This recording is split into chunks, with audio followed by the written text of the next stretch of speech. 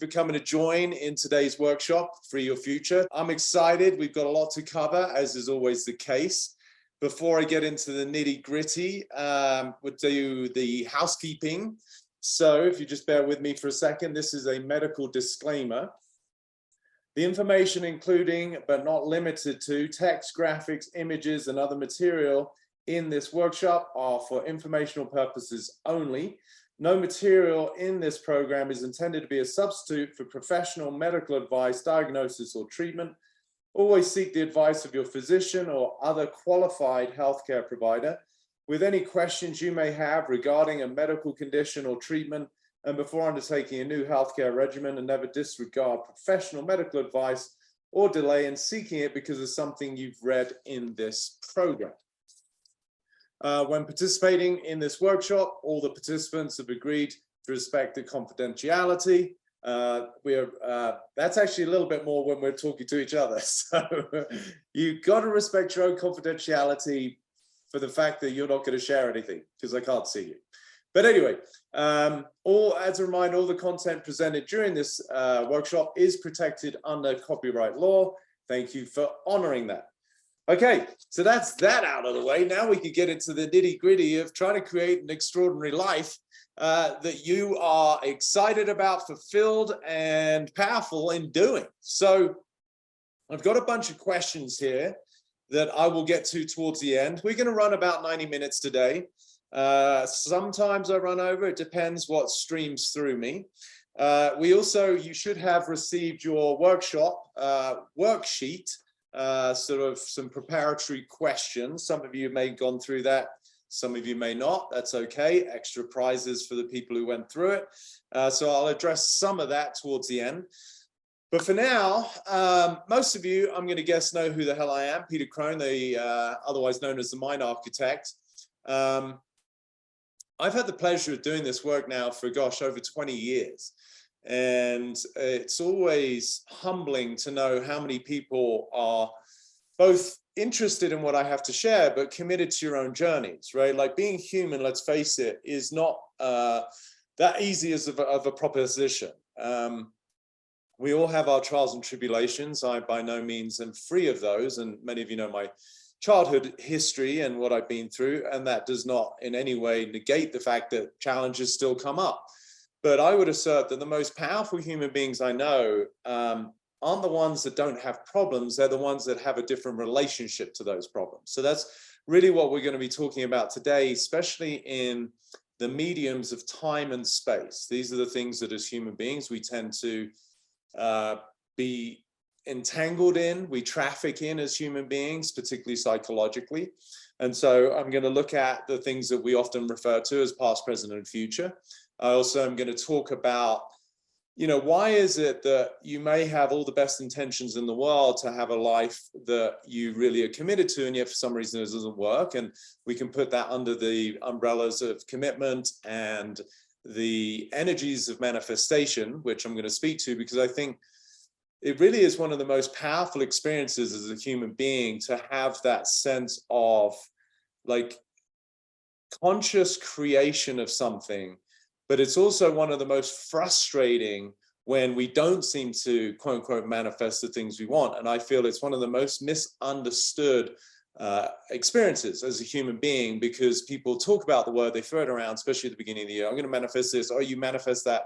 And I want to give you what I would consider both a simpler understanding of it, but for that reason, usually simpler equals more powerful. And then we're also going to talk about where these concepts of past and future trip us up and how they occur, which to me are illusory. And then, as I said, we'll just get to your questions, which there are some great questions. So we're going to start with, why do I call this workshop Free Your Future? And the reason being is because if you understand the nature of life, and some of you may have heard me speak to this, I would assert the very structure of life is pure possibility. So if you look at life, and this may right out of the gates be sort of somewhat profound for some of you, to recognize that the very fabric of life is pure possibility. So if we look at water, you know, we can look at its chemical structure and say there's a couple of hydrogens and an oxygen, like we can break it down. So if we break down the nature of life, I really want you to consider that it is no different to fire being hot than life is uncertainty. But for the fact that it's uncertainty means that there's, quote unquote, we're not aware of what's there, which means that potentially everything is there.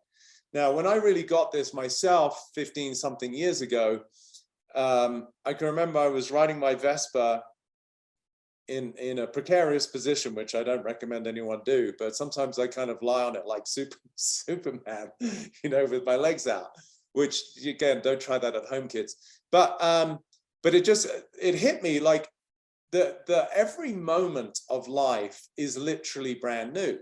And this minute, this moment has never happened before. Now, if you really get that, that alone should hopefully sort of make the hairs on the back of your neck stand up and realize, wow, we're being presented with new opportunity. Here's a new opportunity. Hey, you human over there, here's a new moment. What are you going to do with it? Hey, you, here's a new opportunity. Do you see? It's a consistent, it's never ending. Life is the opportunity. So then why do most people not have that sense of joie de vivre? Why are people not excited? And that's why it comes to Free Your Future, because I want you to consider your future is already full. And if we were to use a 4-letter word that's appropriate, professional, and technical, it's full of shit. It's already full of stuff, for the polite 5-letter version. And the reason being is because this instrument we have, the brain, which is different than the mind. I talk about freeing the mind. I'm not talking about freeing the brain. Brain is part of the hardware. It's part of your physiology and your biology. The brain for thousands of years has learned to do whatever it can to predict what might happen. Seems like a wonderful asset to have as a human, but only if we're coming from a deeper seated in the mind fear of our existence. Really, we're living in the world of survival. And so what happens is we get this lens of speculation where we're constantly trying to figure out, which is a survival mechanism, what might happen, right? What could occur? Am I going to get in trouble with the boss? Is my spouse going to get upset at me because of blah, blah, blah? Are my kids going to be okay? What's going to happen if I end this marriage? What's going to happen if I start my own business? Am I going to make money?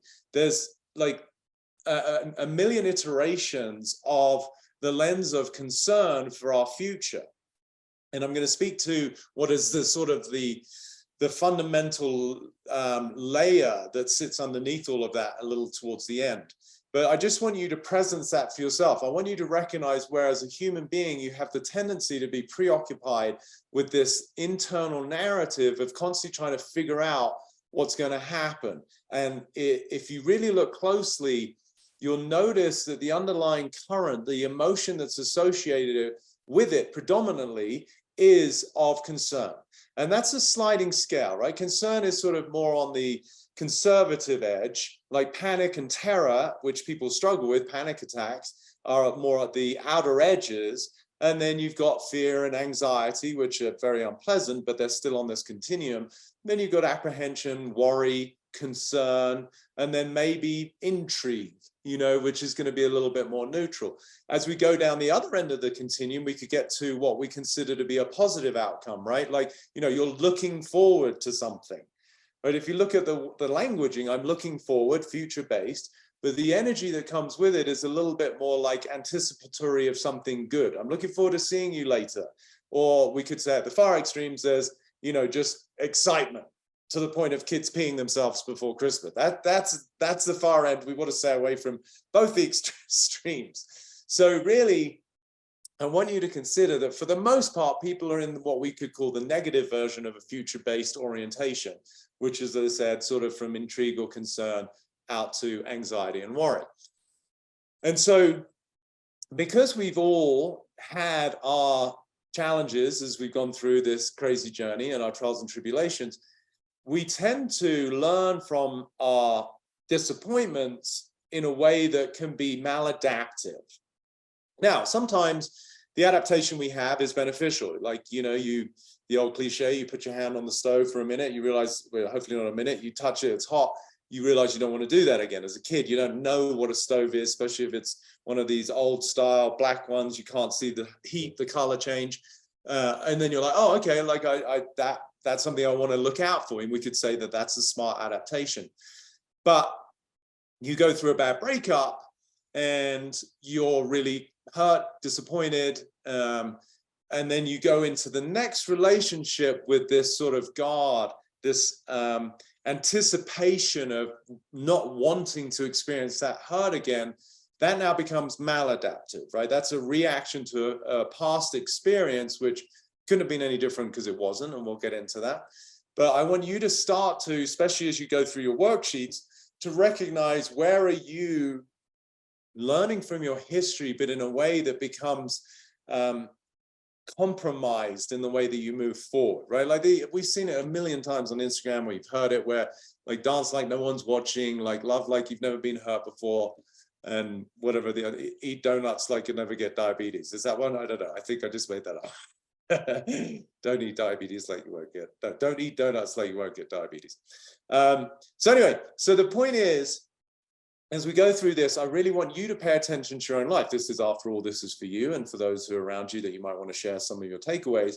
But Free Your Future is because I want you to consider, as much as many of you may not have thought of it that way, you already have a future. One of my quotes is like, if you don't consciously create your future, then your brain will do it for you, and it's usually not good, right? Now, if you really listen to that languaging and those words, your brain, based on past hurt, is now looking out for the avoidance of those same like disappointments and failures and things that basically compromise your experience of life.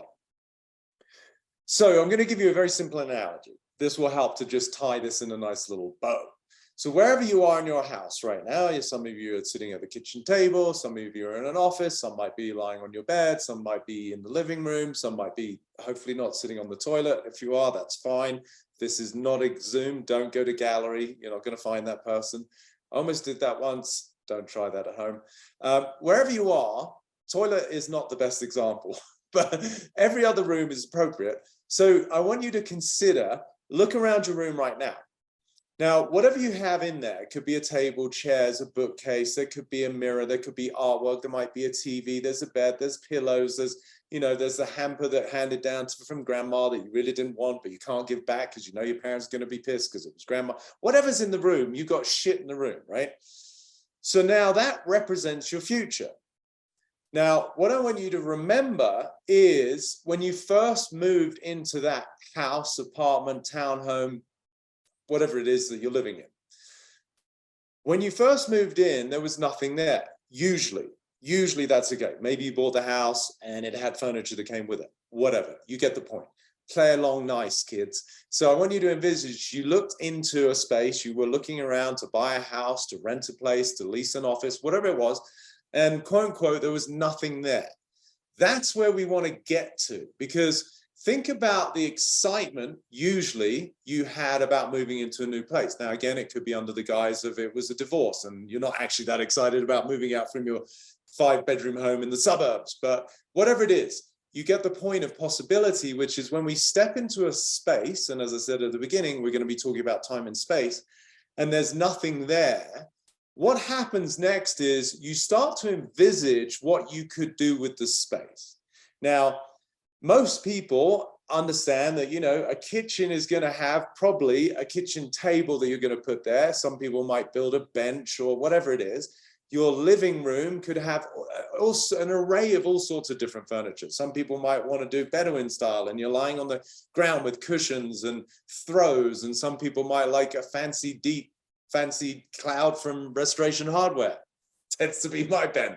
Whatever it is, but you saw space. And then you started to create with your imagination, what would go here? Are we going to put so-and-so this and this and this, right? The point is, with the room that you're currently in or the house, apartment you're currently in, I want you to realize there is stuff. And for many of you, there's a lot of stuff, let's face it. Like if I was going to come in there and start opening drawers, closets, pantries, there's a lot of shit that you might not necessarily be proud of. And that's okay, it's your life. But that does tend to represent the clutter that's going on in here. So if we can start to make the comparison between a physical space and a physical space, even though it's a psychological experience, then you start to realize, okay, it's incumbent upon me to recognize what's already in the way, right? So free your future is, we've got to start by being responsible for what are you already contemplating? What are you already worried about? What are already your speculations, invariably based in fear of something that perhaps isn't that inspiring? That I'm not going to make enough money. I can't pay my rent. What happens here? I can't pay my kids' tuition in 5, 3, 10 years, whatever it is. So whatever noise is there equates to the furniture and stuff in your home. Okay. So free your future is about, we've got to, and this is where manifestation, by the way, usually falls apart, because people walk around like, hey, I'm going to manifest da, da, da. And what they don't know is that da, da, da won't fit in your life because you've already got a bunch of stuff in the way, right? So think about, I've used this analogy before. If I were considered to be one of the greatest world's interior designers, and by my own account, I'm pretty damn good. Actually, I get a lot of compliments. So let's just say Peter Crone comes around your house to interior design. Might not be why you want me to come around there, but if I were to come around there and I just walk into your house and I've got all of this beautiful antiques, whatever is your perfect style, like I first have to get rid of everything that's in the way. Otherwise it's for now, right? I can't literally get a couch into a room that's already got a couch, empty boxes of pizza and Chinese food and crushed beer cans and friends who have outstayed their welcome, right? So we've got to clear space. So this, I hope you, like I'm sort of belaboring this point because we'll get to also why this is so important psychologically as we go. If you're not responsible for getting rid of what's in the way, then manifest your heart out. It's not going to work, because it's like someone makes a gourmet meal and you're sitting at the table with a mouthful. You don't get to experience the new possibility that is there for you because there's still something that's quote unquote undigested. It's not complete. So that's why we're freeing your future. I want you to note, and probably in the worksheet, you know, especially in section 1, when you're looking at your history, it might look like, oh yeah, but that's my history, things I haven't accepted, but they're with you right now. I can remember when I was working with a lot of golfers and I was traveling to a PGA Tour event, one of the TV anchors, one of the main guys from Golf Channel, he was waiting at the 18th green to interview one of my players because he was in the lead or second or whatever. He was tied very close. And so they wanted to talk about his round. And I was waiting to meet my player client. And this anchor came up to me and said, hey, first of all, congrats, you know, on the success with your players. Everyone, they're doing well. I'm like, thank you. He's like, I've heard about like the difference you're making. It's amazing. And he said, would you be open to me having a conversation with you sometime? I'm like, sure, like happy, like I, you know, love helping people.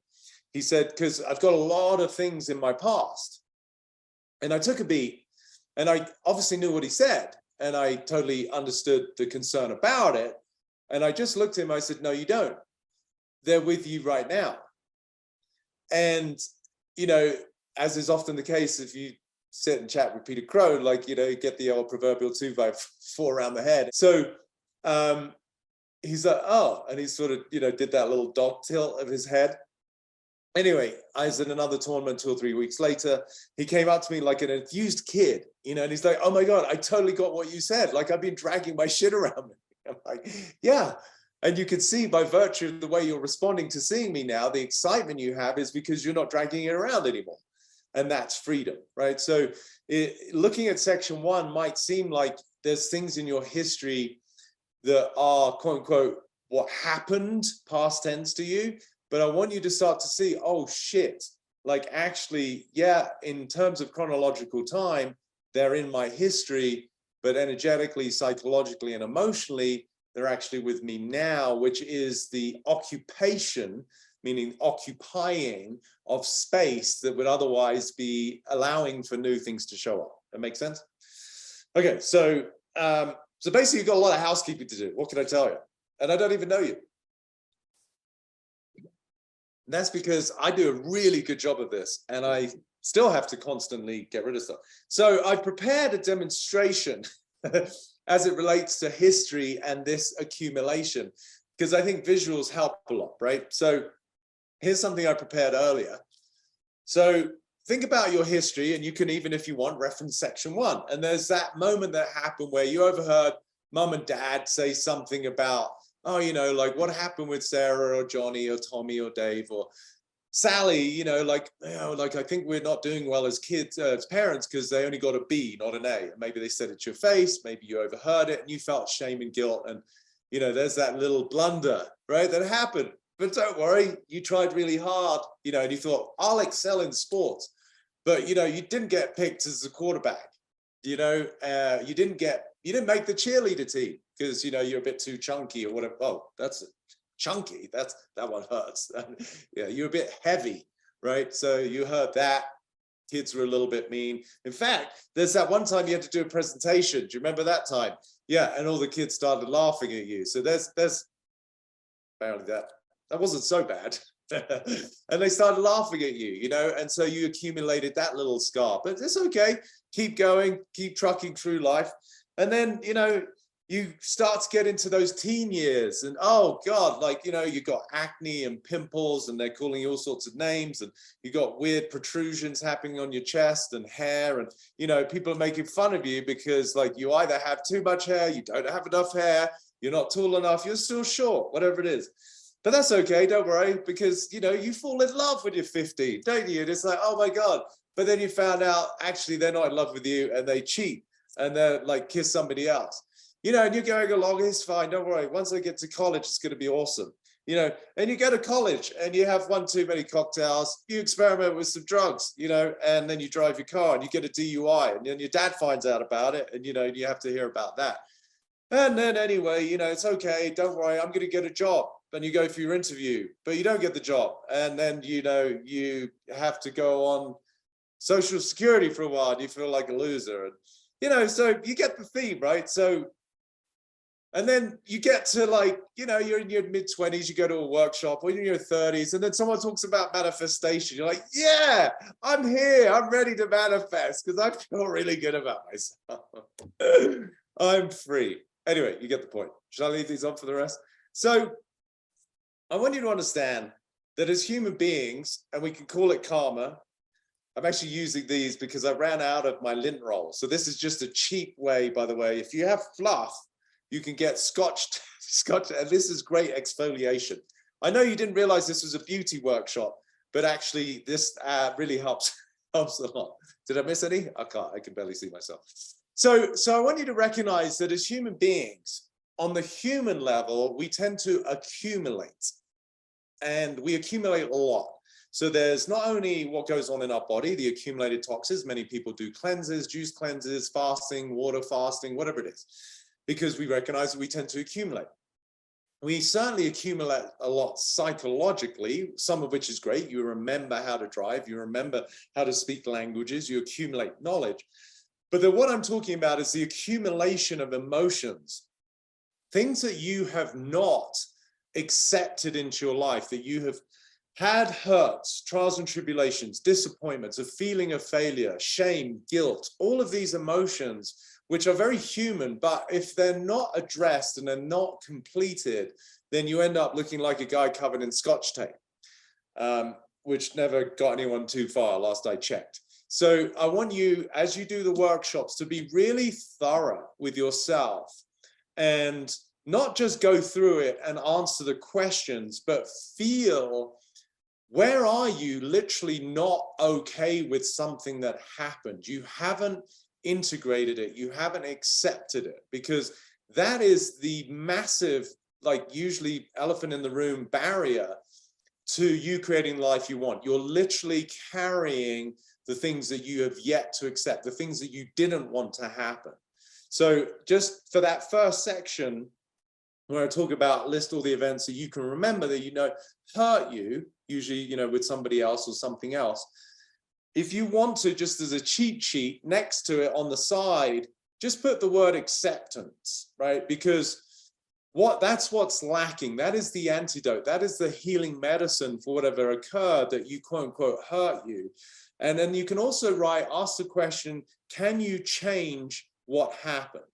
And of course, most of you have heard one of my more popular quotes, what happened happened and couldn't happen any other way because it didn't, right? And why people find such liberation and freedom in that is because it's really pointing to the logic of your history is your history. It happened the way it happened, and it couldn't have happened any other way. That's it. So what's missing from that formula is, yeah, you might have the intellectual logic that you know that, but you haven't accepted that for whatever reasons, and this is a much deeper rabbit hole, for whatever reasons, that was part of your history, like meaning your history, the arc of your journey. Why was it that that happened to you in your journey? Well, because there's an opportunity for you to transcend something, which we'll get to at the end, and with some of the questions that are kind of asking around that. So of course, can you change your history? No, but you can change your relationship to it. And it's the most liberating experience. So when you look at all of those things you answer in the worksheet, the degree to which you are completely okay with everything that transpired thus far in your life is the degree that you will feel the most exhilarating experience of liberation and freedom. Just like that anchor from the Golf Channel came up to me, he's like, oh my God, I got it. I don't have a lot of things in my past. I had a lot of things in my mind right now, but I'm actually letting go of those because that's what transpired. Okay, so that's your looking at your history. And as it relates to the sticky tapes, there's one word that I want you to consider that is so powerful, which is things that are incomplete in your life. Now, day to day, we look at incompletions like you've got your to-do list. I have a massive to-do list. I have many things that in my life are quote unquote incomplete, but they carry an energy, they carry a frequency that is a weight. Oftentimes, when people struggle with something like sleep, it is the reflection of both things that are incomplete, the back of your brain, the deeper parts of your subconscious, which are aware of the things that are incomplete in your life, are somehow trying to process, while simultaneously the brain that is trying to predict and make sure you're okay in the future is trying to figure out how to complete those things. So this might seem like rudimentary, but it is so profound. Like, get shit complete, get stuff done. Like, we've all had that moment of like crossing off, checking off, Xing off something from your to-do list, and the feeling of both accomplishment, but it creates space, right? It's one less thing for your processor to have to work on, think about, remember, and accomplish. So this is something for myself that I am constantly working on, is I want to have things complete. Or put another way, I don't want to have things incomplete because I know they take bandwidth. They preoccupy my attention. And so freeing your future is not only being okay with your history. And so if we were to go to section 2, things that you're currently dealing now that you don't want, like that could be your task, that could be the circumstances of your job, your relationships, your health.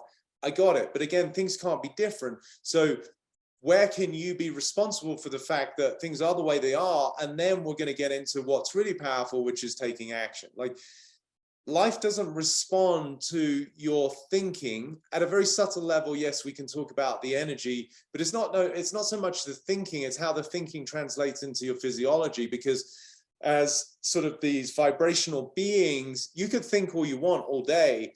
That's not going to make the impact. It's what your thinking does to your physiology. If you're thinking about a concerned future, then you're going to have the experience emotionally, physiologically, of terror, worry, tension, anxiety.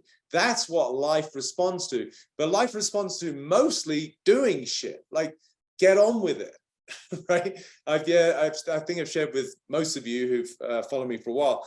I did some work with the Navy SEALs. Now, these are guys who, they're dealing with the biggest challenges in life, like literally life and death. You maybe like having a tough conversation with a loved one, hopefully not life or death.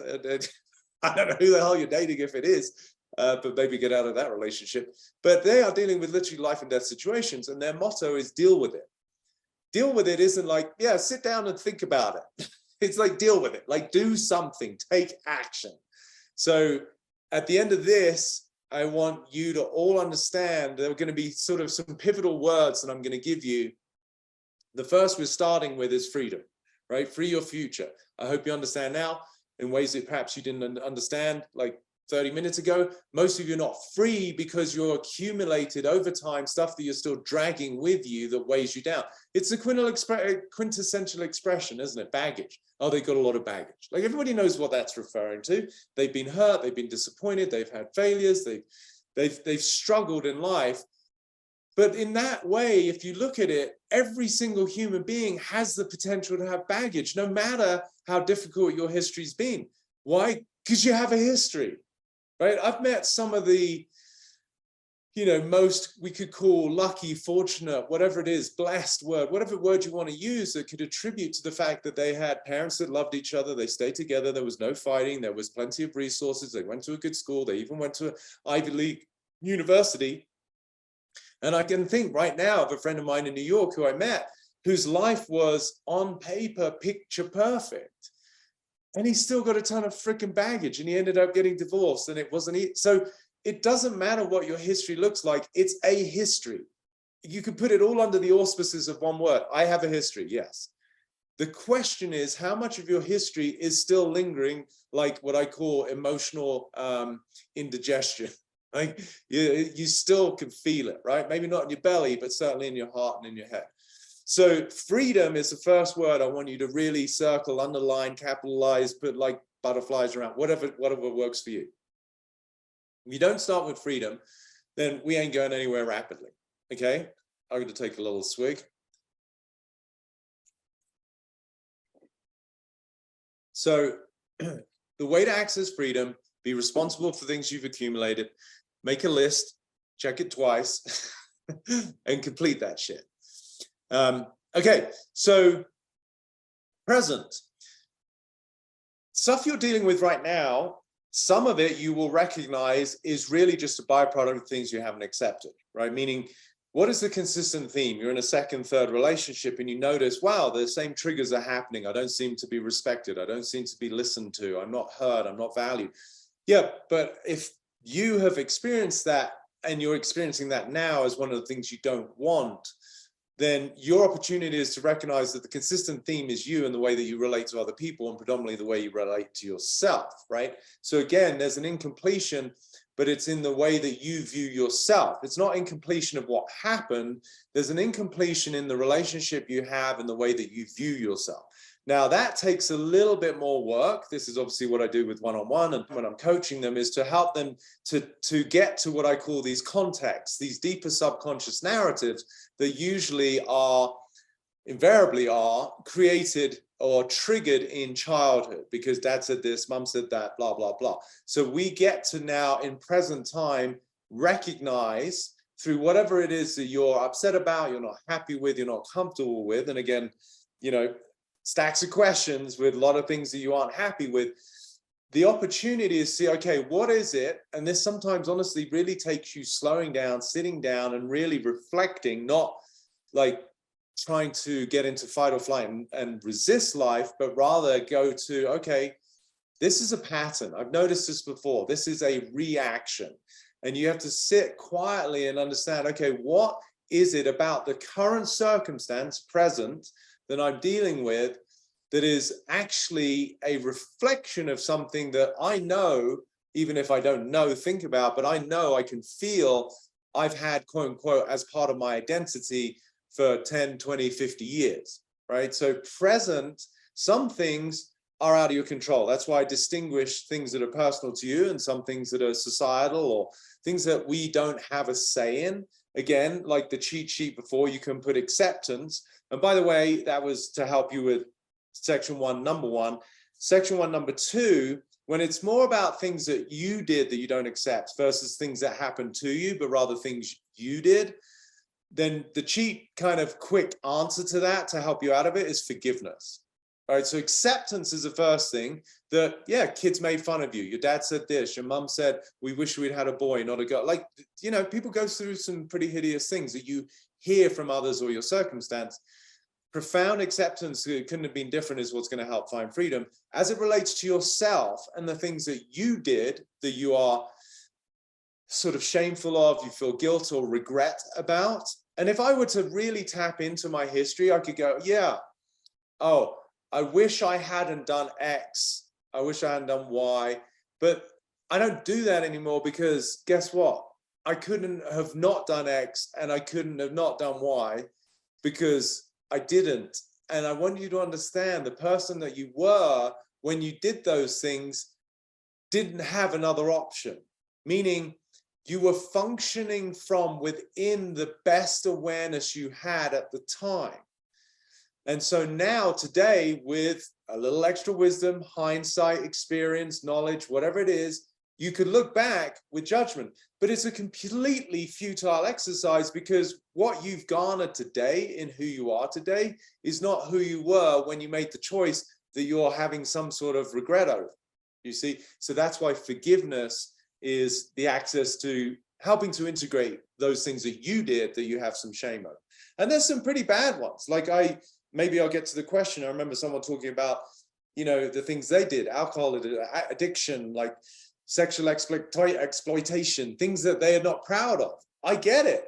But to stay where you are with regret and shame over what you did means that you've never actually left what you did, and that's why your life's not working. Every moment, as I said, now we're at 137, right? Like, this is new. And it is new as it is filled with possibility. It's never happened before. But if you're still holding, and that is the predominant energy I want you to have and understand about history and past, is that people hold on. And holding, like, if I'm like this and someone's offering me a gift and I'm trying to pick it up, the gift is literal, metaphorical life, I can't receive. And so many of the things that people write about, ask questions about, are the things that you want in your life. And I get you want them, but you're walking around like this, saying, no, I really want it. No, you don't understand. And got taped. I really want it. No, you don't. You're just not open to it, because you're too busy judging yourself for what happened, or judging others, which is another form of poison, right? Shakespeare had a beautiful quote. He said, hatred is a curved blade. Right? So the hatred, which is a general auspices for judgment, criticism, or others, is literally something you're carrying. And I'm not saying that's easy. I mean, in the mastermind, there was this beautiful woman who had so much resentment for her mother that it created literally cancer in her body. And she became one of the poster childs of the mastermind, because I helped her to see that. And like, the relief you saw in her body, in her face, the freedom, because she didn't even know what she didn't know, right? She was not to be held at fault or accountable, because she was doing the best she could from the hurt that she felt. And she really thought that it was out there, her mum, but she was holding the poison that then manifested in her physiology. So this is where it gets very insidious. And the word dis-ease is one of my favorites, because the absence of ease, the absence of peace, dis-ease is the precursor to it cascading into your physiology. Same into your life. If you're walking around with sorrow, regret, criticism, judgment, shame, guilt, all of these energies have a gravity to them. They have a heaviness. There's no lightness. There's no joy. There's no playfulness in the way that, like, you look at a kid who hasn't accumulated so much shit and they're just full of energy and they're like, yeah, it's all possible. I'm going to be a train driver. I'm going to be the president. I'm going to be an astronaut. What a possibility is their language, because they have the absence of a past with all of their trials and tribulations that were not very well accomplished. And they're now like carrying around this heaviness, depression. So present, again, it's recognizing these deeper, subtle contexts and narratives. Again, the same thing happens in acceptance. People in your life, they're not doing what you want, the situation. Okay, we get, again, the cheat word is acceptance. And again, for yourself, it is forgiveness. Because wherever you're at with your career, with your savings, with the money you've lost on the stock market, with your health, with your weight, with whatever it is, it couldn't be any different. But the degree to which you constantly berate yourself and criticize yourself is the degree to which you are in a loathing, a vicious cycle that is deleterious to your ability to actually create the life that you say you want, right? So the energy is heaviness, regret, shame, guilt, disappointment, depression. But your brain is like, yeah, but try harder. And you listen to all these people say, yeah, it's up to you. You could have any life you want. And to a certain degree, what they're saying is true, but not from where you're at. There's a Groucho Marx movie, and I've forgotten which one it was called. And for whatever reason, I just remember the scene because I tend to pay attention mostly to the work that I do, if that makes sense, meaning words that people use in movies and books that resonate with the way that I teach. And this guy came up to Groucho, he's got his moustache and glasses or whatever, and he says, you know, I'm trying to get to so-and-so, and he says, you can't get there from here.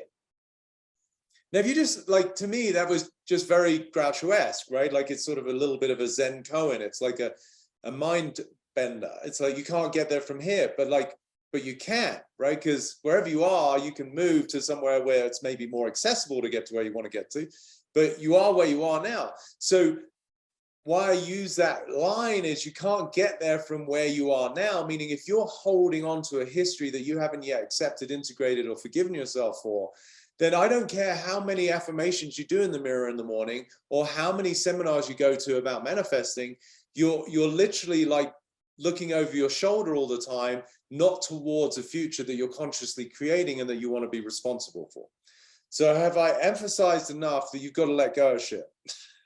And by letting go, which again is sometimes a misnomer, you know, you can't let go of the fact that you were mocked when you were 15 or 8 or 7 and now you're 43, because it's already like you can't let go of something that transpired like 20, 30 years ago. All you can do is integrate the memory of it, and more importantly, the associated emotion of shame or embarrassment that is an aspect of your identity now that you're using as evidence as to why you can't have the life of your dreams or nobody loves you. Do you see? It's so insidious, but we use our history. And this, by the way, what I'm about to say is such a powerful understanding.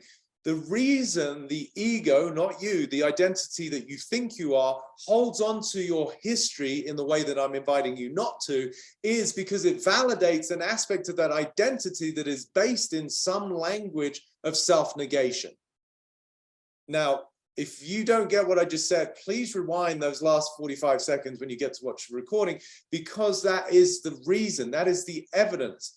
When somebody says, oh, I know this was too good to be true, or this won't work out, what are they saying? They're reinforcing a version of themselves that is not who they are. It's a facade. It's an aberration based on the times and things that you've done over history that now give you evidence as to why you're not loved, you're not good enough, you're not wanted, you're worthless. So you're holding on to your history. This is so slippery. And at one level, as I said, it's very insidious and it's so harming. But the reason, the validation for your identity and who you think you are today is the history that you have. Because if you don't have that history to hold on to, then who you think you are is gone. Because there's no longer any correlation to your own persona, because you don't have the evidence as to why you're just like disgruntled about the workplace and you're completely like compromised as it relates to relationships because you've had all of these heartbreaks. As I tell people, know you, no problem, but more profoundly, know history, know you, no problem. Right? So then you're just pure possibility. This is why kids are so full of life, because they don't have all the disappointments yet that are accumulated in front of their face. So for you to recognize the only reason that you might struggle to let go of your history is not because you can't let go of your history, because it's done, but you can't let go of the idea of yourself that that history validates. Now, if you, I hope this is profound, because as I say these things, I'm like, that's just like, that's it. Like, if you just get that, then you're free, right? Okay, there's work to be done, but at least you've got the equation. It's like, okay, here's the best recipe for pancakes, right? Like, okay, you might fuck up a few, but you've got the recipe. Like you're gonna make the pancakes. You've got the, but if you don't have the recipe, good luck with the pancakes, right? So likewise, in this case, pancakes represents freedom. How I got onto pancakes. We've got to do another Pedro's Kitchen episode on Instagram.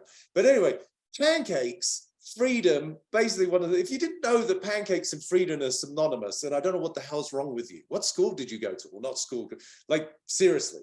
So basically, Your history is evidence for the persona that you are, and the persona you think you are, it's not who you are, it's who you think you are, is the precursor to thoughts, feelings, and actions you have that create the life that you say you don't want. And then you're trying to manifest another life while you keep dragging your history, which is just evidence of the fact that you think you're a loser, you're inadequate, you're not good enough, you're insecure. And then you're trying on top of that pancake to create something that is really an extraordinary life. Then you wonder why people freaking drink so much. Talk to your doctor. Get another pill. Are you still there? Did I lose you? Okay, so anyway, we having fun here. Again, it's me and my computer. This is what I do every morning in the mirror, by the way. No. Okay, so past and future. So know you, no problem, right? Do you understand that? One of my shorter but equally more profound quotes, because when you really get it, it's like, oh, there's just beingness, there's just possibility, there's just consciousness, there's just awareness, there's the potential of your intellect as a being, as a timeless, boundless being. But if you've got the persona of like, oh yes, I got dumped, I'm not loved, I got a B, I'm not good enough, I got fired, I'm not valued, right? Like, then you've got this like shitty facade, this mask. And then on top of the, I'm not good enough, I'm not loved, I'm not worthy, no, but I'm going to this workshop where I'm going to create the life of my dreams. How about you get rid of the life of your nightmares first? Just an invitation. I can't emphasize this enough. Like, listen, okay, this is better because it's got a bunch of your questions on it. I was going to say shit, but they're not. They're great questions. So here, like if I give this to you, you can see that. Exhibit A, stuff. Could you see stuff? And you're an artist. You're a really good artist. I'm like, here you go. Create a masterpiece for me. What are you going to say? I can't hear you because I can't hear you. You're going to say, I can't, like this stuff. Like what? You need this side. See? Possibility, new moment. Know you. Know you is pure possibility. But you can't get to possibility until you eat my pancakes. And my pancakes, see now it gets a little complicated because when you eat your pancakes, you got to digest. You're incomplete, right? And some people, you eat too quickly, you have way too much maple syrup, you mix dairy with fruit, and then in Ayurveda, which I'll get into in the Health Mastermind, you're going to have bloating, right? And so now you've got to wait for that before you get my point. So anyway, so clear people, can you clear? Can you get rid of all the shit in your house? If you're still in the toilet, by the way, then you've got a problem. You're constipated. That's you need to complete that. Okay, I think I'm diverting a little bit off topic, but not really. Okay, so present. So the life, this is something I wrote down specifically for you. It's kind of a new cronyism, which is the affectionate name given to my quotes. The life you want is on the other side of the things that you don't want. You get that? And the things you don't want are the things you haven't accepted. So if the life you want is on the other side of the things you don't want, which are the things you haven't accepted, so therefore the life you want is on the other side of the things you haven't accepted, then to get to the life that you want, you have to accept the things you don't want. I think we should put that together in an Instagram reel. What do you think? Anyway, so clean. I can't emphasize. That's freedom, right? That's the one word, the big word we start with. Freedom. If you don't have freedom, why do I always talk about freedom? Free your mind, free your health, freedom from depression, free your future. Are you getting the theme yet? Hello? Okay, freedom. So when you have freedom, what happens? You create space. We went from exhibit A to boom, exhibit B. Freedom, space. So if you want practical takeaways and so many people want, oh, what's the tip? What should I do? What should you do? Clean out your closet, get rid of all the shit in the drawers, empty the garage that is like full of boxes that you're never going to use shit that's filled in while you have a $50,000 car that sits out in the driveway and gets covered in bird shit and snow, right? Empty shit out, create space. Oh, like move into your home again. I literally went through this. You might have noticed my background. You're welcome. Nice. See, I told you it was great interior design. I am literally in my master bedroom right now. Why? Because I come from the place of creation and possibility, and I realized, oh, my master bedroom has the best views in my house. But what I was doing is I was walking into that room when it was dark, you know, it's called going to bed, and then I was shut my eyes, that's called sleep, and because I'm an early riser, I was getting up while it was still dark and then walking out of the room. Do you see the potential issue there, not capitalizing on opportunity? So I decided to move, clean my master bedroom out, and now I have an office, and I'm looking at mountains and ocean, well, lake, water, and it's beautiful. And that's called possibility. I'm literally a new person with a new office, even though you think I'm Peter Cronin and I don't. No, I'm a new person. You've never met me before. Hello, nice to meet you. How are you doing? Can I interest you in some of my pancakes? Now I'm going to have to make pancakes. So clean, freedom. Right. With freedom, hang on. You get space. With space, you can write down the next pivotal word for the takeaway from today's Free Your Future, which is creation. With space, you get to create. Now, most of you, don't take this personally, but take it personally. You don't create at all. You react. You react to the things you don't want. The things that you're trying to manifest, for example, a better body, more money, a better relationship. Just take three that tend to be pretty prevalent in the human manifestation conversation, are usually a reaction to what you don't want. A shitty body, not enough money, and no or a crappy relationship, right? So again, clean. Get rid. Hey, by the way, you over there, the person I'm talking to, what's possible today? I can't hear you. Did you just say everything? Oh my gosh, you're getting it, right? New possibility, but not if there's stuff in the way. Did I mention to clean? Not just here, but here. Okay, that creates space. Now we're into time and space, right? We're talking about these are the mediums that we live in. We've got no choice. You are stuck in time and space. I'm doing the best I can to get beyond them. I'm pretty close. I'll let you know. Well, I won't, because I won't be in time and space. That's where you're stuck. But if you don't see me around, I got beyond time and space. And I'm eating pancakes in another realm. Okay, so future is now potentially, hopefully for most of you, looking a little bit brighter. Why? Because there's nothing there. There's literally nothing there. It is a blank canvas where now you get to, quote unquote, be a creative being, not a reactive being. Most of you are reactive, but we can change that, right? We can see, oh, if I'm literally looking forward to a future that is yet to be written, why? Because it's unknown. Life, its nature is uncertainty. Peter Crone told me, and he wouldn't lie to me. I don't lie. Sometimes, not today. I used to, because I was coming from fear. Lies, by the way, are behavioral adaptation to fear. If you really get that, that's very powerful. So anyway, now we get into the future. So based on the stuff that you didn't like and that you got hurt by and you're disappointed by and the regret and the shame and all the, you know, the yada, yada, yada, and the boyfriend who did this and the girlfriend, yada, and mom and dad and all that stuff, right? Great, unavoidable, happened, good. The brain doing its job, not a bad brain, not a naughty brain, but it is trying to mitigate the repetition of those. That's called reaction. So then the future is usually energetically, I want you to feel past energy is holding. You're holding on to shit, dragging stuff around. No, I'm good. I did these spring training talks for teams in baseball, and they literally have these huge, you know, they're dustbins, that what we would call a dustbin. Not just a fancy little trash can you put your foot on and it flips up. No, this is a big freaking can. And I would tie it to the back of my belt, and I just walk around in front of the guys, go, no, I'm good. Like, yeah, the strikeout, don't worry about it. We lost, don't worry about it. And I'm literally walking, dragging the bin. And, you know, for 20-something-year-olds who are making millions of dollars, and, you know, that was funny. And they got the point, right? So history, yeah, happened. Holding, that's the energy I want you to remember. What are you holding on to? And in case you didn't gather yet, stop that.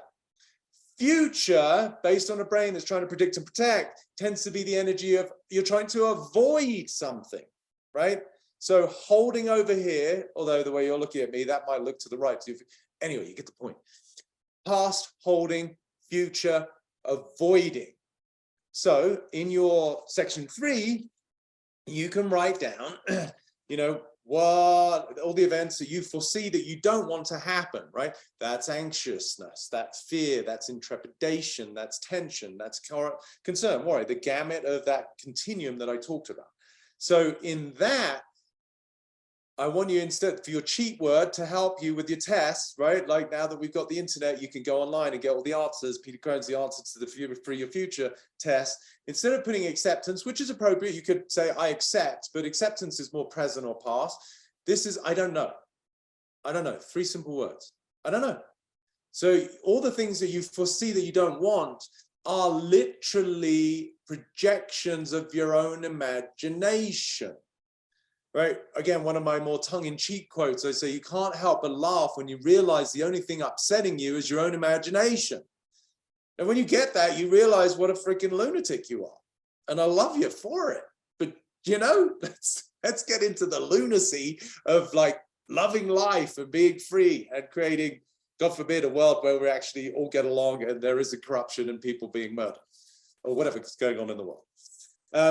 Which apparently isn't that good right now. But anyway, so as it relates to the future, the things you don't want, I don't know, right? And then regarding the same thing with the future, the things that you feel helpless about, okay, there's a certain degree of I don't know, but there's also things that are literally out of our control, like things that we just don't have a say in. We want to be responsible for our own existence, live in our own world and create hopefully a world of joy, freedom, harmony, love, and pure aliveness, right? So as long as you're holding on to something and you're avoiding something else, then that energy, which I'm asserting is your inherent nature, meaning it's there. Joy, like you don't have to teach your 3-year-old, okay, Sarah, today we're going to talk about joy. I would like to see you express a little bit more energy when you run around the park. You're a little bit lethargic. You seem apathetic. Like, no, a kid is full of joy. Like, if anything, a parent is like, I wish you didn't have so much freaking joy and excitement for life because I'm exhausted trying to keep up with you because I'm carrying my baggage and I'm trying to avoid a future, which is like my own imagination. And now I'm having to have a cigarette, whatever.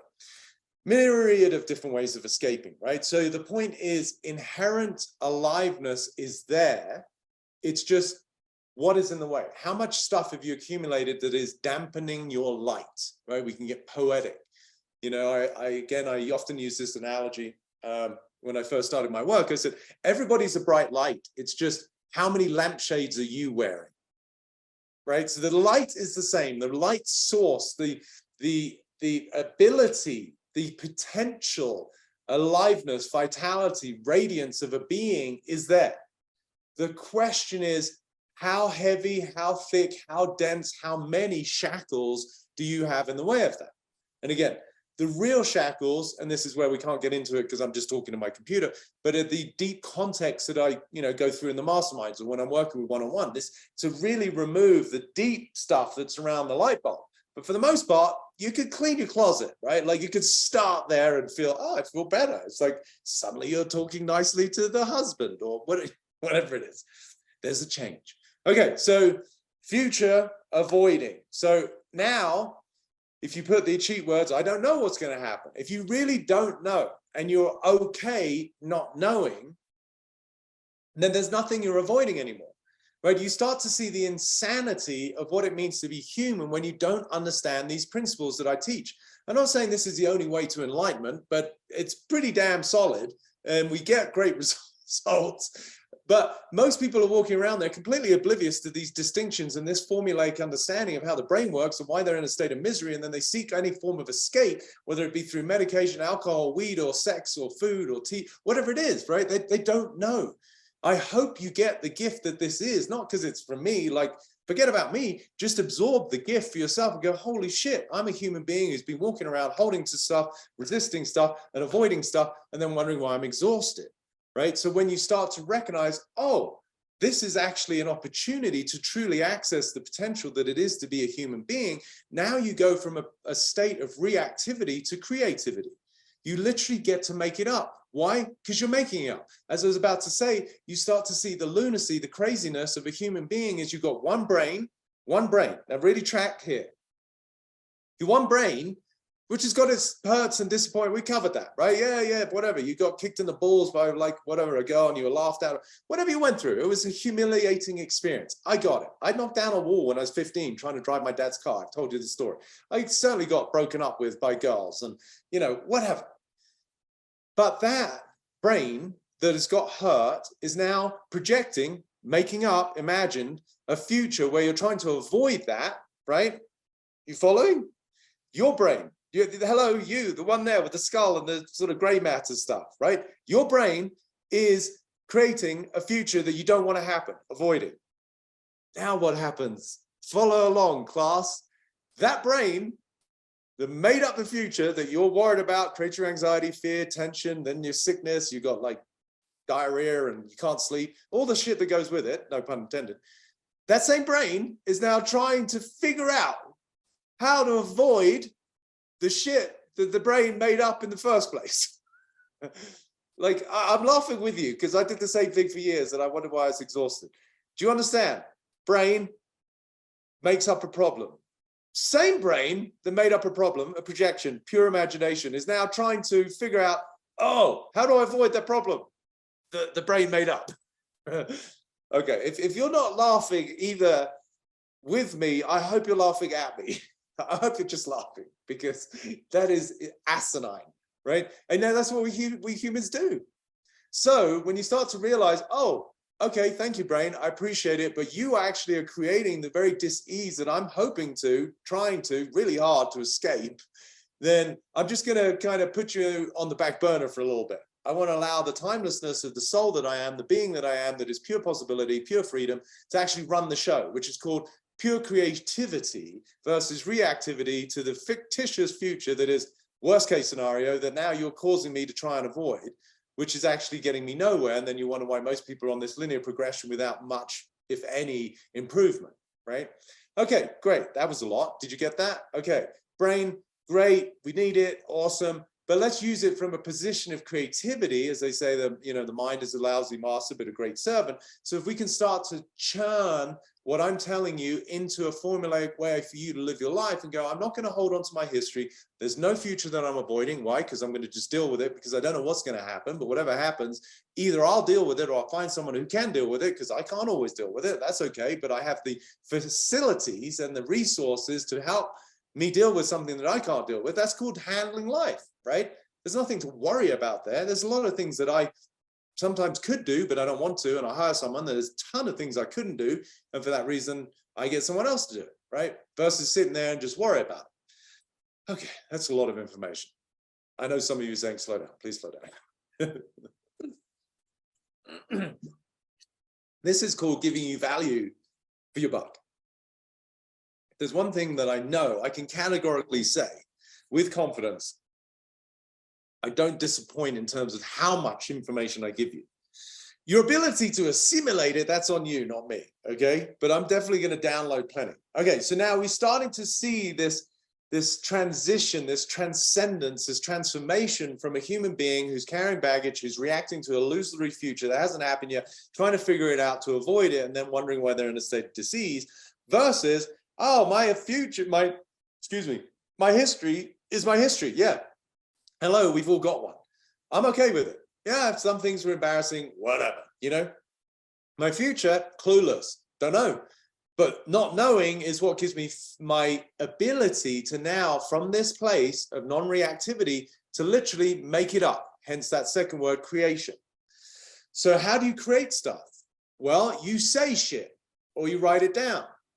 Now, this is where it gets into that slippery slope, and we're starting to play with manifestation, right?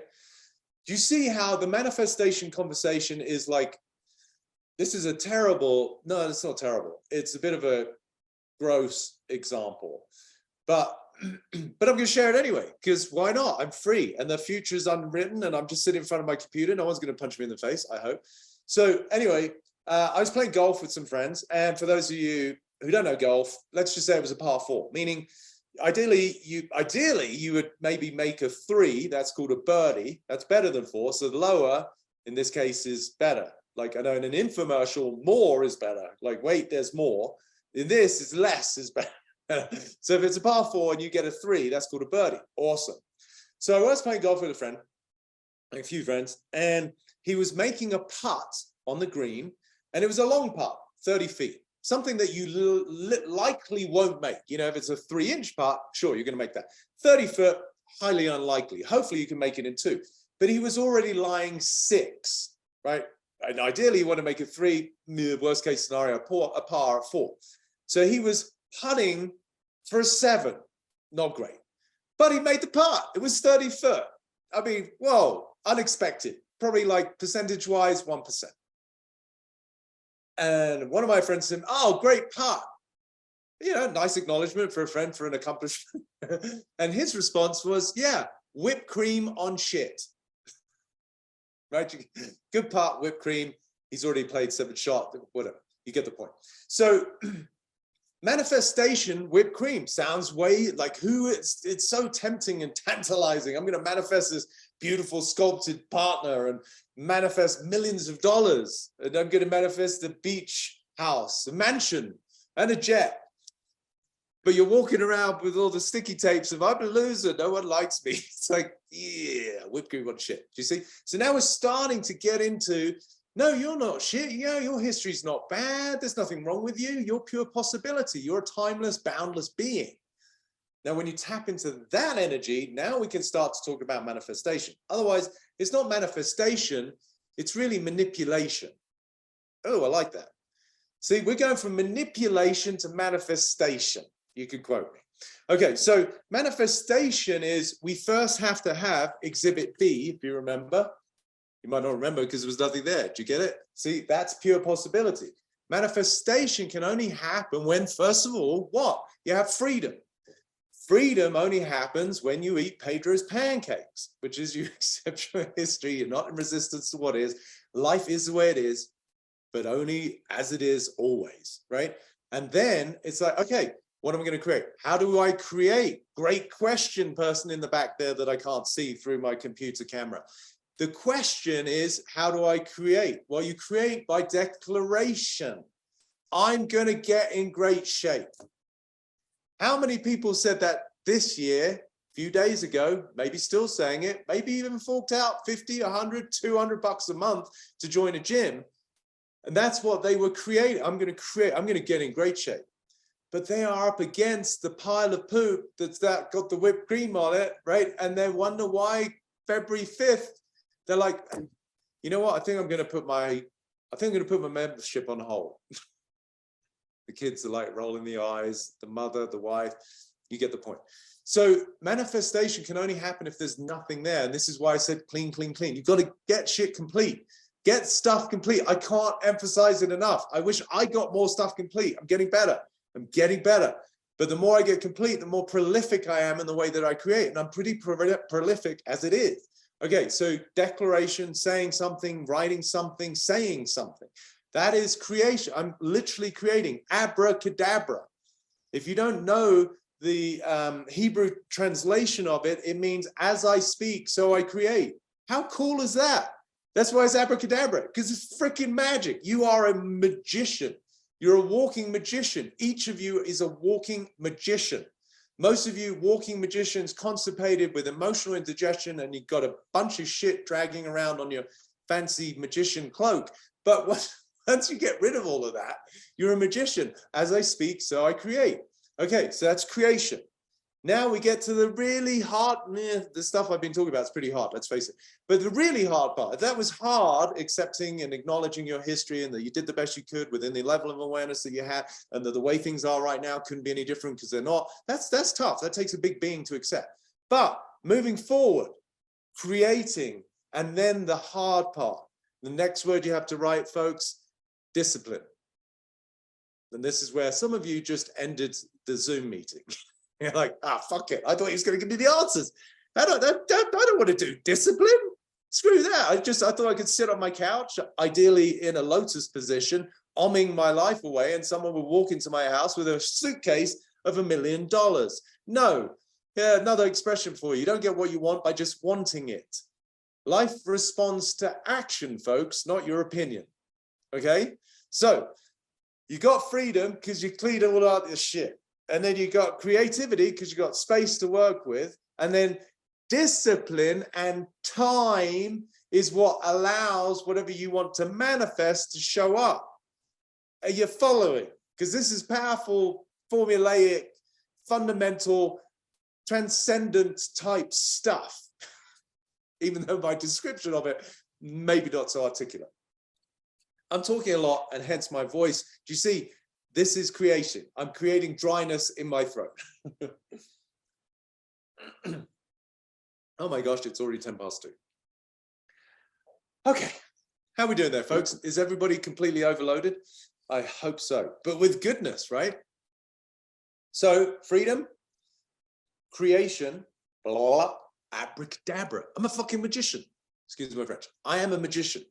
I'm a freaking magician. I'm a wonderful magician. I'm an articulate British magician. And I get to say what I want to create. But guess what happens? Then you have to do something, right? Be, do, have.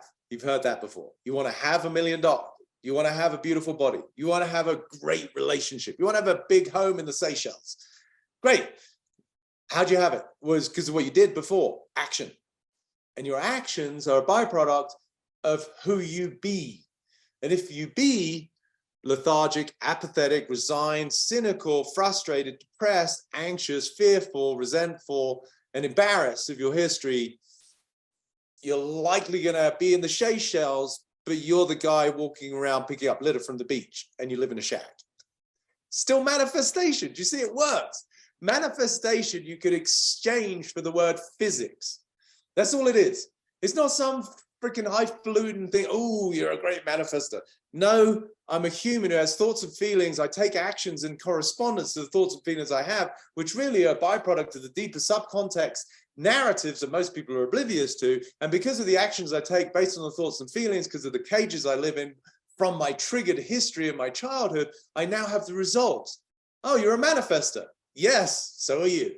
But if you want to manifest consciously, you need exhibit A, and you need to get to exhibit A, which means you've got to do your due diligence with your history. And then folks, you got to get out of bed and you got to work out and you got to eat good food and you got to do the things you say you do, even if you don't want to. See, this is the trouble.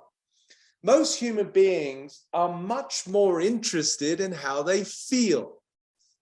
You going to go to the gym today? No, don't feel like it. Oh, okay, great. What happened to that New Year's resolution? I'm going to get in great shape. Ah, yeah, don't worry about it. It's tomorrow. Oh, is there? Do you know that? Do you know there's tomorrow? Do you really know that? Do you see? You don't. And we all think that there's tomorrow. But if you knew the urgency that your life is, what is the expression? There's two lives. You all have two lives. And your second life starts when you realize that you only have one. You really get that? That to me, that puts a fire under your ass, as far as I'm concerned. Now, again, I've had my quote unquote history. My dad goes to work one day, never comes back. That's a pivot. You know, that's a pinnacle time in a human being's life for me to go, you know what? Maybe there isn't tomorrow. Maybe I should take a minute to just listen to what that person's saying. Maybe I could be a little bit more generous or loving or kind or present with the people that I'm in versus taking them for granted, which I don't, because from 17, I realized the fragility of life, and especially as it relates to the people that are valuable in our life. You know, and it's cliche and we can all say it, but who does it? Who's going to squeeze their child a little longer tonight with a little bit more love? Maybe you're not going to discipline them for something that a kid's going to do because they're 5. And you're like, you know what? Is it really worth it? Or do I want to be a more loving being? Do I want to be a more present being? Do I want to be a more generous being with the way that I show up and I listen to people, right? That, when you understand that, then all of a sudden, time really becomes the most precious asset that any of us have. And yeah, I get it. Do you think Peter Crone, you see my videos and my workouts and I'm lying in a freaking cold plunge, it's 40 degrees, it's probably less because in my temperature outside is 29. Like, oh yeah, I can't wait to do that. Like, see, I get up in the morning, right? So I was like, okay, Peter, over here, we have option A, which is called discipline based on what you're choosing to create in your life. And it's called, let's work out. You're a little sore, you're a little stiff, you're tired. And then we're going to get into a cold plunge at 37 degrees. Or we've got option B over here, which is called stay in bed, you know, drool a little bit, and then get up and eat a bunch of pancakes. Depends. If they're my pancakes, then option B is probably pretty good. Right? Do you understand? So I get it. I live the life. I'm human. I'm human, believe it or not. Some people are still questioning. I think you could Google, is Peter Crone really human? It was my age before. Then I think it was my marital status. People wanted to know if I'm in a relationship. Now I think they're starting to think I'm really an enigma. I'm not actually of this world. And I'm not. I'm in it, but not of. Anyway. So the point is, if you want to get to this level of vitality and joy, and many of you have seen the life I lead, and I'm not talking about trappings, but there's a certain joie de vivre that I think that I assert that people can see in me. I have a certain intellect. I have a certain ability to impact people's lives. I make a difference. I have a good living. I have an amazing team that I take care of who help me. And we create things like this so that hundreds, maybe thousands of people can see to make a difference. That doesn't happen if I go by how I feel. You know what, Meg, who kind of runs things for me. Yeah, that whole free your future thing. I don't feel like it today. Could we put that off? Like, you know, I don't know. I'm gonna watch TV, maybe some Netflix that I don't have because it's part of my commitment. Anyway, do you see? So creation, and then we get to the word that most of you are going to resist, which is discipline. Discipline. Discipline, discipline, discipline. Any kind of motivational YouTube video, Instagram, like reel, whatever, like any of those that are in that realm of inspiration. It's all about, yeah, you got to do this. And it's always this guy with a deep voice who's like, oh, yeah, like, you know, whatever it is, like, it's always about, you got to get on with it. Now, the reason I didn't get to this point at the beginning, because they're all starting there, aren't they? They're all like, yeah, it's up to you. But you're already carrying so much weight. You're exhausted. You're already carrying so much guilt that you feel worthless. You're already carrying so much shame and hurt that you have zero vitality. So people can scream in your face and you can use a little bit of willpower for a minute, but you're going to fade. So this is why clean, you will find vitality. Vitality will come to the surface. Cleaning is removing the lampshade so that the light that you are has the ability to shine and make a pathway for you to see what is now the next clear step, and equally be a source of inspiration for other people to see the light within themselves, which then through the magic of feedback gives you value. Where do I get, like, I'm sitting in my master bedroom, which is now my office, because I told you about that whole transition, by myself. Where the hell am I getting all of this energy to speak at God knows how many words a minute, somewhat articulately, maybe a couple of blunders here and there, but for the most part, I'm pretty good at what I'm saying, and it makes sense. And many of you are going to have to rewind because you realize it's actually profound. Like, where the hell does that come from? Right? It's because I'm alive. I see the ability to make a difference to you, somebody who's taking time out of the day. You took money out of your wallet, thank you very much, to contribute to the service that you see that I am and the difference that I'm going to make in your life. But that is only by virtue of the fact that I see the opportunity to make a difference. But I can only do that if I made a difference in my life first, right? The old cliche of, if you're going to have love with others, you've got to have love with self. I have a quote on my Instagram that says, until you love and respect yourself, what makes you think other people will? Right? So it starts with you in that regard. And then we get to the discipline, which is over time, consistently sticking to what you say, not as a reaction to what you don't want. That's where, again, manifestation tends to fall apart, because people are reacting to what they don't want. So the resonance and the energy and the frequency that's driving their behavior is based in lack and scarcity and judgment, right? That's not going to work either.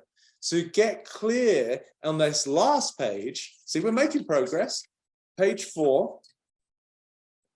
Section 4, your now future. And why I said now future is because I want you to embody the energy of who you would be. And there's 3 parts in section 5 underneath about how you would feel if that was the future you were getting, who you would be, meaning the energy that you would exude, and then the actions that you would take, because life responds to actions. It doesn't respond to you sitting in your old beat up t-shirt, some pajamas bottoms that you probably should have washed a couple of weeks ago, and you're just sitting there trying to manifest something in your head. That doesn't work. Okay, how are we doing? Is it time for questions? I think I covered it. Yeah, so manifestation, and the way that most people relate to it is, in time and space, this is why it doesn't work. Manifestation that people talk about is it's not here and it's not now.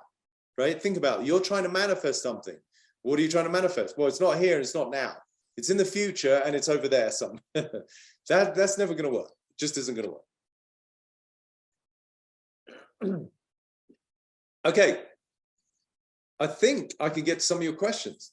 Only got 10 minutes, but I think that's it, kids. Checking my notes because, you know, that was my declaration and my discipline.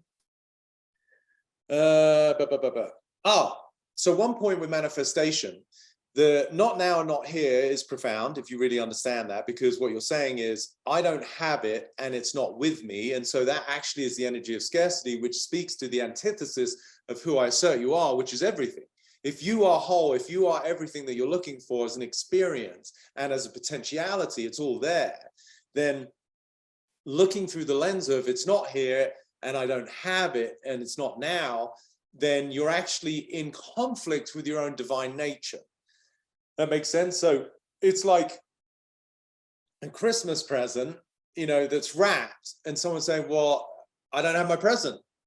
Well, it looks like it, but it's just wrapped. That's kind of the point. It's the joy of like revealing. So, right, manifestation is not about trying to get somewhere or get something. It's about revealing the essence of the vibration and the quality of frequency that you think you would adopt if you had what you're trying to manifest. I hope you get what I've said. I'm dropping some serious gems here, he says humbly. Right? So you're not trying to get something, you're trying to reveal an aspect of you that you haven't put online yet. And you're under the impression that that aspect, that component of you, which is divine, it's complete, it's amazing, is only going to be available to you when the circumstances of what you're trying to manifest actually show up. And then you perpetuate this game of procrastination versus going, no, I am the essence of what I'm looking for, that I'm currently under the illusion is only going to be found when the circumstances of my life change. But if you embody the essence of who you think you would be if that thing, person were to show up in your life, then that energy is the creative source that allows, with discipline, for that to show up over time.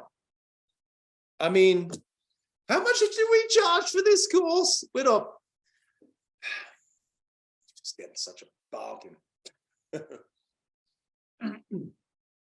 People go to freaking college for 4 years and pay $200,000 and they don't get that shit.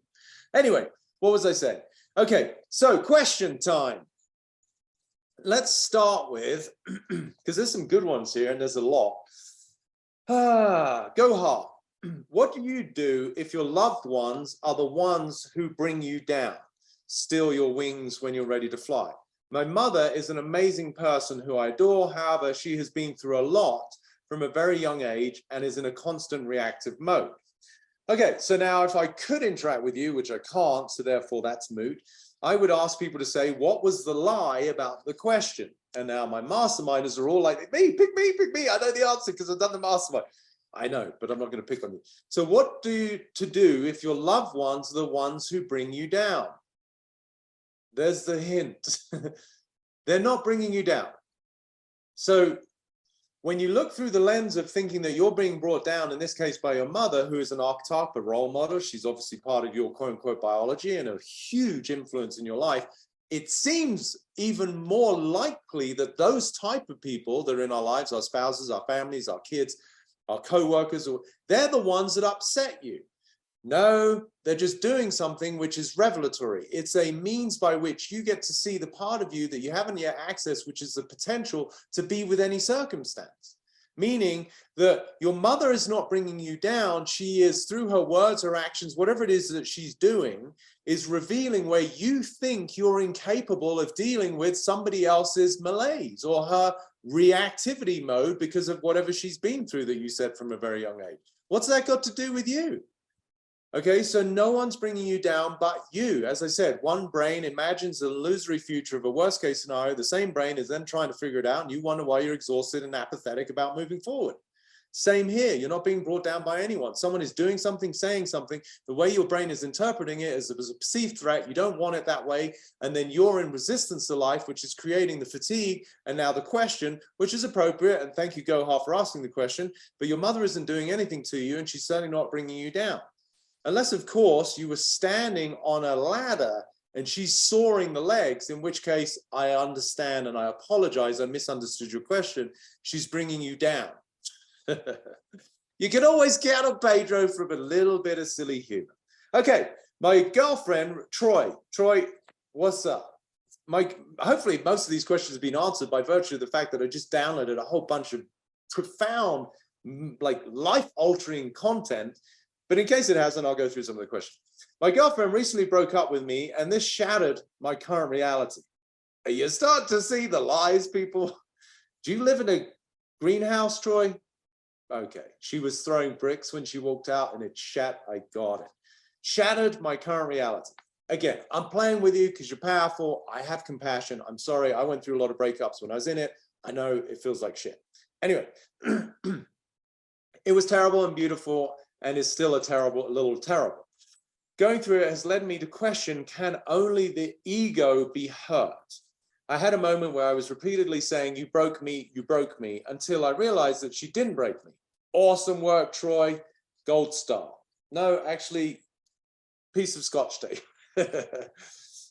Removed. Until I realized that she didn't break me, this situation broke who I thought I was. Whoa, now we're getting profound. Troy, I don't think, were you in my mastermind? I don't know, don't recognize you. I would really love some help with this so I appropriately deal with it. Well, amazing, I acknowledge you for your awareness. Nothing can break you. Everybody, nothing breaks you, nothing breaks you. Did I mention nothing can break you, the real you? Yeah, you can break your humerus, you can break your femur, you could break, when someone says it broke my heart, like, no, that didn't happen. You felt a lot of things. What got broken, yes, is the ego, the identity. So the part of you, this is the irony, Troy, and really, I mean, obviously you've done a lot of work. I don't know if it's because you've done my courses or you've, whatever, just smart cat, you've been around the block and you've listened to a few inspirational teachers out there. The opportunity with this particular girlfriend situation is, think about a chicken, right? Having an egg. That's the chicken, the egg. Which came first? I don't know. Still haven't got to that. When something is broken from the inside, it creates new possibility, right? When the chick breaks out of the shell, it's for a new realm. It's literally coming out of a contained space into quote unquote life. When something is broken on the outside, sometimes, not always, that can be a quote unquote end of life. And the way that the ego interprets this outside break, she did it. No, she didn't. Your soul curated it. So actually, when you understand the ramifications of life, even the events that we seem in resistance to or we don't want, actually at a deeper level, your soul is curating them ahead of your own consciousness so that you can evolve spiritually, which is what you're here for. So actually it looks like, yeah, my girlfriend broke from the outside, that's why you're devastated. No, some part of you recognize that relationship didn't serve you. And so you broke from the inside, which was the energy, the frequency that curated the events of her leaving and throwing the bricks through the glass house that you live in or whatever it is. And so you're actually now evolving. So the breaking is of the idea of yourself who was in the relationship that you were with, this girl, that is actually insufficient for the person you want to be in this life. So if you rephrase it that way, it's super powerful that you didn't lose anything. In fact, if we were to use the word loss in a really accurate way, what you're losing is not a girlfriend, it's losing the iteration of you that you were with that relationship that is actually deleterious and detrimental to the person you're aspiring to become. Now, again, I don't know, folks, sometimes this shit comes through me. I don't know where the hell it comes from. But if you really got what I just said, you're all basically currently fighting an iteration of yourself that isn't the precursor to the life that you want to manifest. Meaning that if you want an extraordinary life, and fill in the blank, it's your body, it's your bank account, it's your home, it's your career, it's the island you're going to buy, whatever it is that you want, the version of you that wants it is the obstacle to that. Right? So you literally have to die in order for the version of you to be born who is the precursor, who knows how to and takes the actions to create the life that you say you want. But the person who's saying they want it right now isn't the version of you that's going to have it. And therein lies such a huge obstacle for most people, because most people don't want to let go of the version of who they are right now. So Troy, you are a living example, a poster child of this point, which is, in order for us to evolve, it's not so much the evolution of our circumstances, it's the evolution of ourselves. And in order to evolve, we have to die to the previous iteration of ourselves that was the precursor to the life that now we're letting go of. That's it. I don't know if I could say it better than that. We're done. I'm out. I'm going to go and eat some fucking pancakes. No. Okay. But by the way, if you don't recognize, apart from the profundity of the information that I'm sharing, the sheer entertainment value, then I don't know why you aren't in the mastermind. What the hell is wrong with you? I know many of you are, so I take that back. Can't wait to see you in a week. Okay. Sarah. So Troy, awesome. You get nothing because I can't. I mean, you got your whole life. You got a new version of Troy. You literally got a new human being. If that isn't good enough for you, then boy, you are a tough crowd. Okay, Sarah, I have lost all goals. How do I get goals, dreams back? As we start the year, many people set goals for the year. They do, but now you know they're not very good goals and they're not going to get them. So don't compare to people who are just not going to accomplish anything because they don't know what manifestation is. They're dragging all their shit around. It's not going to happen. So don't worry about that. But after years of not achieving my goals, I find myself with no goals, no dreams. I feel like I've just wandered in life and it's really not comfortable. I get that. Probably more comfortable than making goals and then not achieving them. Touche, I get that. How do I get to the desire to set goals, dreams against them?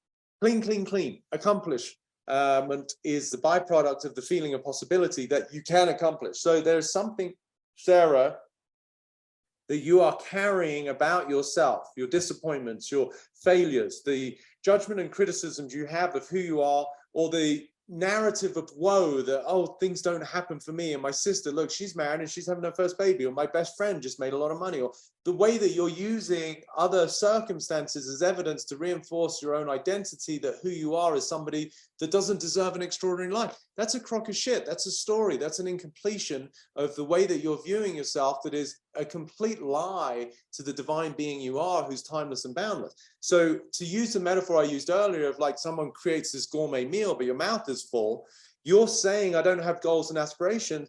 Well, yeah, because your mouth is full.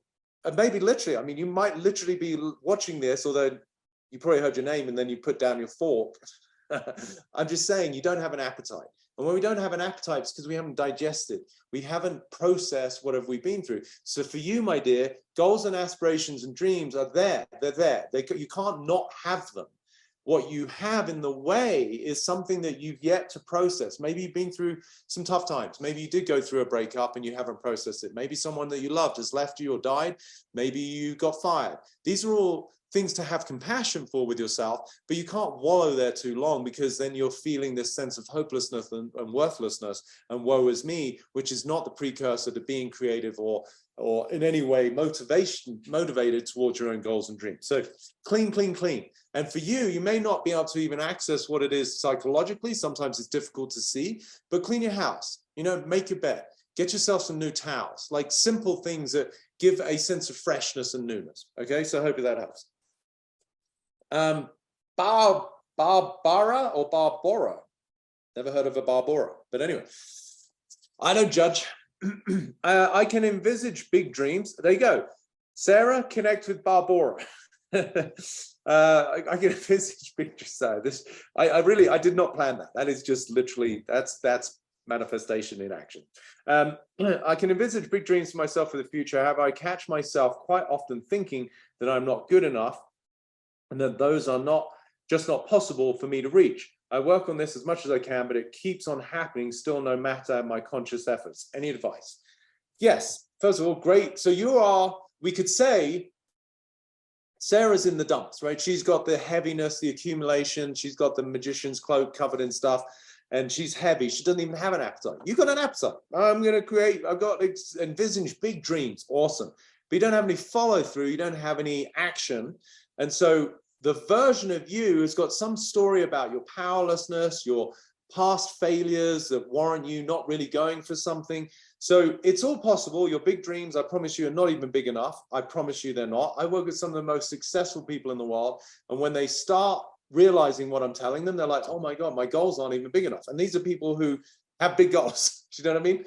So anyway, when you really understand possibility, the energy of possibility, it's very different than what you think is possible.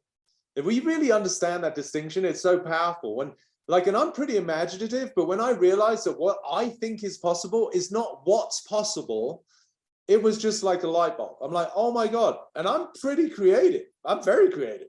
And yet my creativity pales in comparison to the energy of possibility itself. Do you see? So first of all, Barbara, your big dreams aren't big enough. Secondly, the real work isn't creating your dreams. The real work is getting beyond the you that thinks you can't get there. That makes sense? The biggest dream you have right now is simply the temptation to get beyond the constraints of your own current identity. Folks, I can't emphasize this enough. If you want to have a different life, you have to be a different you. But most of you want a different life whilst you stay you. It's like definition of insanity, right? Do the same things over and over and expecting different results. So Barbara, your opportunity is not to create the dreams that you think are big, and I promise you they're not big, they're only big relative to the person you are. Your opportunity is actually to get beyond the person you are, and then you'll notice how small your dreams are. Not bad, not wrong, but just small. Okay, I definitely am going to need some pancakes. More coming at you. Okay, Sindhu, life is uncertain. Well done, you got that part. And we don't know what the future holds. Awesome, sounds like a graduate. How much say do we have over destiny by changing our minds? Well, the short answer is none. Next question. Changing your minds. Here, I'll give you an example. 3 birds on a telephone wire. One bird decides to fly away. How many birds are left on the telephone wire? Oh, right, I can't hear you. Most of you will say 2. I'm going to guess that. Some of you smart ones who maybe have heard it will say 3. Why 3? Because the bird decided. It didn't fly away, it decided. A decision is not action. Okay, so I really want you to understand that how much say do we have over destiny by changing our minds? Now, if we want to get into vibrational frequency manifestation, which is advanced level, then yes, if you change your mind sufficiently so that it cascades into your physiology and it enters the subtle bodies of who you are, such that you're emanating at a different frequency and vibration, then yes, you are having an impact on the world, hands down. But that's not what most people do. Most people don't understand even what I just said, right? So if you can recognize that just by changing your mind, you know what? Fuck it, I'm not going to go to the dinner tonight. Okay, that made a decision because, you know, like that made a difference because you didn't show up to the dinner. But we started to talk about big things, which is what I assume the question is based in, is the interest in manifesting a more extraordinary life. Then changing your mind might cause you to take a different action, and then the different action will change your life. So yes, is changing your mind part of the equation? Yes, but it's important, but it's insufficient, right? It's necessary, but it's not complete. So change your mind. Okay, now what? Oh, I changed my mind. Okay, are you going to take different action? If you are, because you change your mind, then yes, you're going to change your life. Do you see? Got to have all components. It's the whole smorgasbord. Haven't used that word for a while. Okay, I think I've got time for maybe 1 or 2 more. Let me see. What did Andrea? Is there an easy process tool to shift from limiting beliefs to more empowering ones? I've just poured my heart and God knows how many words out in the space of 99 minutes, not red balloons. So I don't know how easy that was, and I don't know how easy it was to process. So I don't think there's an easy, it sounds like you're just lazy. Andrea, you're lazy. Come to my house for pancakes anytime.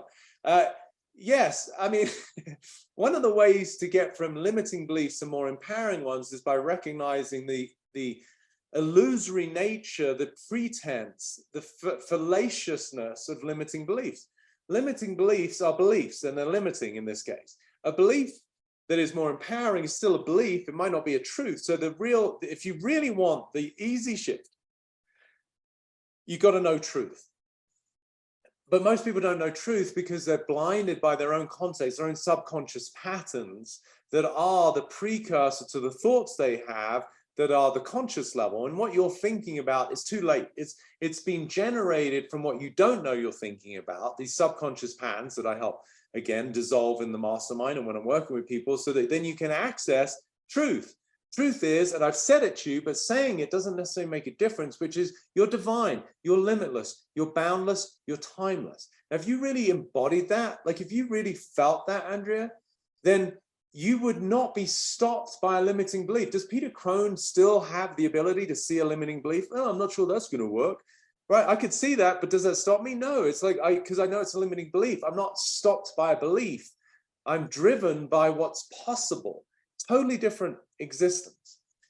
Okay, let me see. I think there was one more that I did want to get to, but maybe there wasn't.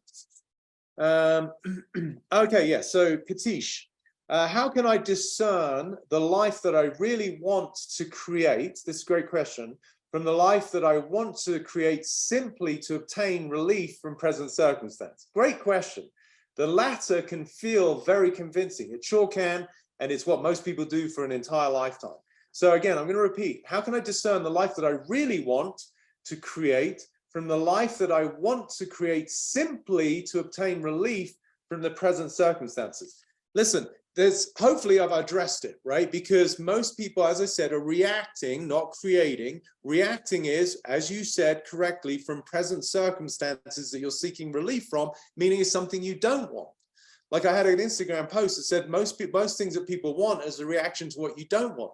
So the way to discern is you have to slow down, as I said earlier, and you have to pay attention. Where is this energy? Because it is an energy with biochemical, like neurotransmitters and everything associated with it, like dopamine, the energy of drive and motivation and reward. Like these are real things in you. Is my desire, is my drive, my action, is it coming from a place of reactivity, something I don't want? And we could even say fear, because usually not wanting has got like some semblance, it's tainted with an energy of fear, resistance. Or is it coming from pure joy, for the pure exploration of my potential and what's possible? Now, if you discern it in the way that I just delineated it, it's really pretty apparent. I always know when I'm doing something because of something that I'm uncomfortable with. Oh, I'll do this because I don't want to upset them. Now, I'm not saying that that wouldn't stop me because maybe I'm doing something out of kindness or what, but it's not really generated from a place of pure potential, possibility, joy, and the exploration of my own existence. They're very different resonances, very different frequencies. So that, folks, is a lot. And I'm sure many of you got a headache. But hopefully in the best possible way. I love to over-deliver. I just love that I get to do this. I really am humbled by the number of people that show up. There's a lot on this call. I think we're into 4 numbers, but like there's, you know, it's really, it's flattering that you either are new to my work, but was sufficiently inspired and decided to join, or I know many of you have done both masterminds and you're signed up for my health mastermind, and fuck, I love you, you know, for your commitment, for learning, for this. To me is the only game in town, right? Meaning this is it. This work is why we're here. It's not to get more followers, make more money, get a status in the workplace or fame, or, you know, like that's great. But you're still going to have to face why you came here, which is to transcend and overcome the limitations that are binding the soul that you are. And this is why I thank you for showing up for yourself. Obviously, for me, I'm flattered. It provides me a lifestyle. My life is truly given by the difference I get to make in your life. So thank you for being there, for giving me the opportunity to do that. And thank you for showing up for the people in your lives who you're going to be different for, who you're going to impact, whether you're a coach, a mother, a parent, a sibling, a child, and you see the opportunity to be a source of inspiration for those around you that you love. Thank you. This is what this world needs. We have way too many people who lie, who steal, who are corrupt, who are abusive, who harm, and seemingly in positions of authority like our administration. So we need people who are willing to do this work, who understand that unity, freedom, love, possibility, kindness, these are really the most valuable assets we have, not printing trillions of dollars and invariably giving it away to different countries. But that's a different topic of conversation. So really, thank you for showing up, for you, for me, for the people in your lives. You get to watch this again by virtue of the fact that you're here. But really, thank you, everybody, for being here. I want to thank my team. They work so hard behind the scenes in ways that I don't understand to make all of this happen. Meg, Aaron, Matthias, Alyssa. So thank you. You're always welcome to thank them. I know you interact with them personally in your emails. Please do acknowledge them. They're beautiful humans who work their asses off. They are, without doubt, instrumental for me. If you feel I made a difference in your life today, then it could not have happened without them. So they equally deserve some of that acknowledgement. What else? I think that's it. Life is pure possibility. You are a divine being, a timeless, boundless being. And when you don't feel that, it's because you become misidentified with some of these stories that are not you. They are here for you to find that opportunity to accomplish, to conquer, to overcome that sense of fulfillment that really is the arc of a human being's life, to see that we are here as divine beings who have, for whatever period of time we're here, misidentified with constraints and limitations. But the real joy of being alive is to break free of that. So I hope today, many of you, ideally all of you, saw a greater possibility for a freedom in your future, and that you got to free your mind and see greater possibility. I send you so much love. I think that's it. I don't know. I think it's always awkward to say goodbye when I'm by myself. Bye, Peter. Oh, bye, Peter. Nice to spend time with you. Hopefully you're smiling over there. Your hearts feel full. Your minds feel liberated. Maybe a little bit convoluted for right now because I know I download a lot. I think that's it. If there's anything else that I missed, we'll email you. And don't forget, eat your Pedro pancakes. All right, I'm out. I love you. You're awesome. Please stop pretending that you're not, because that hurts and we don't want to hurt. Ciao.